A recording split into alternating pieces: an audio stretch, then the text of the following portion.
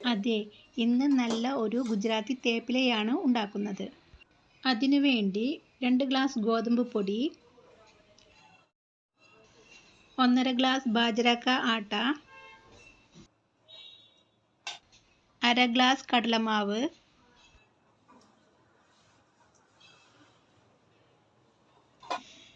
1 teaspoon മഞ്ഞൾപ്പൊടി, 1 teaspoon മുളക് പൊടി, 1 ടീസ്പൂൺ മല്ലിപ്പൊടി,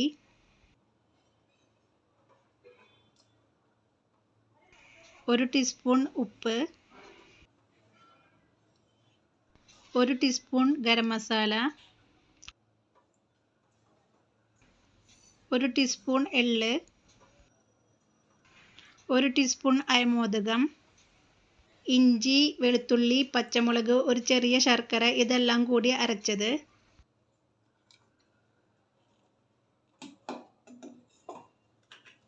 ആവശ്യത്തിന് തൈര്,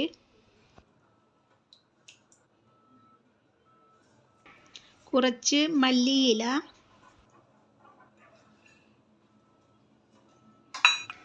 ആവശ്യത്തിന് ഉലുവ ഇല,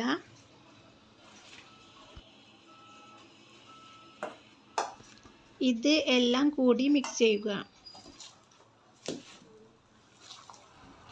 കുറച്ച് വെള്ളം ചേർത്ത് മിക്സ് ചെയ്യുക. കുറച്ചുകൂടി എണ്ണ ചേർത്ത് നന്നായി മിക്സ് ചെയ്യുക. ഞാൻ യൂസ് ചെയ്യുന്നത് ഗ്രൗണ്ട്നട്ട് ഓയിലാണ്.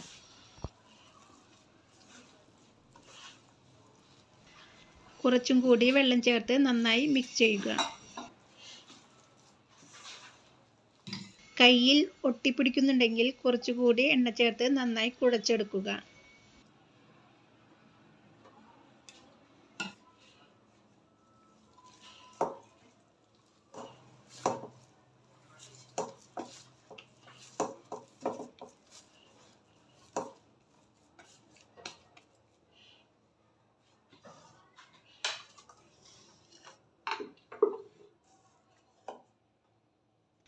ഇനി തേപ്പില പരത്താൻ വേണ്ടി കുറച്ച് ഗോതമ്പ് പൊടി എടുക്കുക.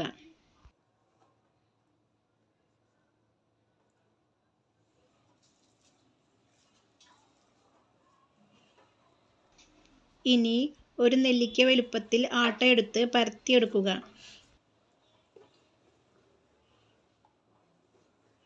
തേപ്പില വളരെ കനം കുറയ്ക്കാതെ ഒരു മീഡിയം സൈസിൽ പരത്താം.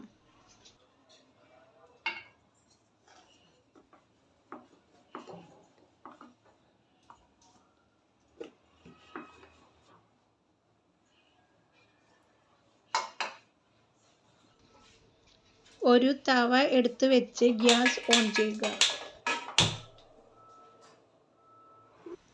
തവ ചൂടായി വരുമ്പോൾ തേപ്പില ഇട്ട് കൊടുത്ത് ചുട്ടെടുക്കുക. അത് ചുട്ടു വരുമ്പോഴേക്കും അടുത്ത തേപ്പില പരത്തിയെടുക്കാം.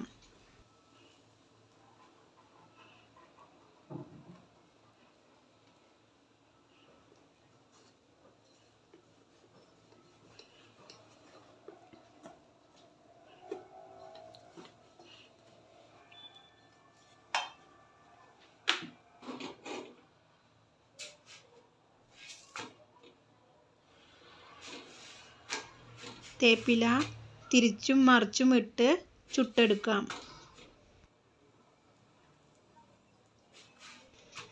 തേപ്പില വെന്തതിനു ശേഷം കുറച്ച് എണ്ണ 2 സൈഡിലും തേച്ച് കൊടുക്കുക.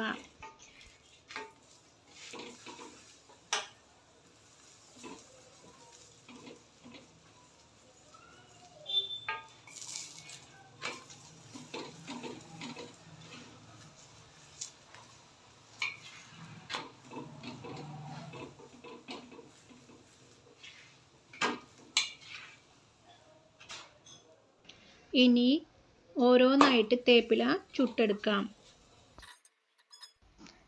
തേപ്പില തിരിച്ചും മറിച്ചും ഇട്ട് ചുട്ടെടുക്കാം.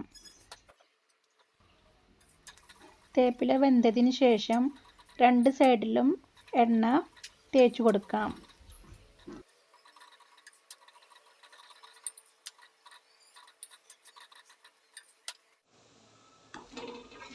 അതിനുശേഷം ഗ്യാസ് ഓഫ് ചെയ്യുക.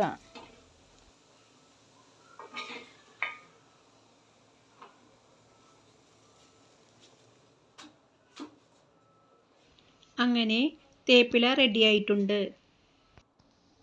തേപ്പിലയുടെ കൂടെ മല്ലിയില ചട്നി, അച്ചാർ ഇതെല്ലാം കൂടി കഴിക്കാവുന്നതാണ്. ഇനി മല്ലിയില ചട്നി ഉണ്ടാക്കാം. അതിനുവേണ്ടി കുറച്ച് വെളുത്തുള്ളി, ഒരു ചെറിയ ഇഞ്ചി,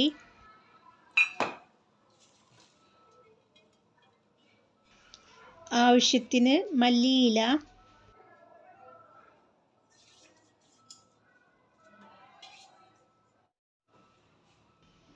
ഒരു പച്ചമുളക്,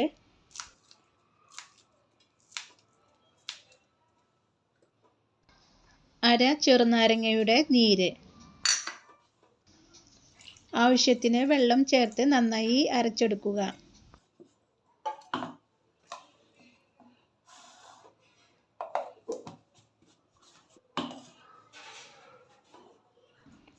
ഒരു പാത്രം എടുത്ത് അരച്ച മല്ലിയില ചട്നി ഒഴിക്കുക.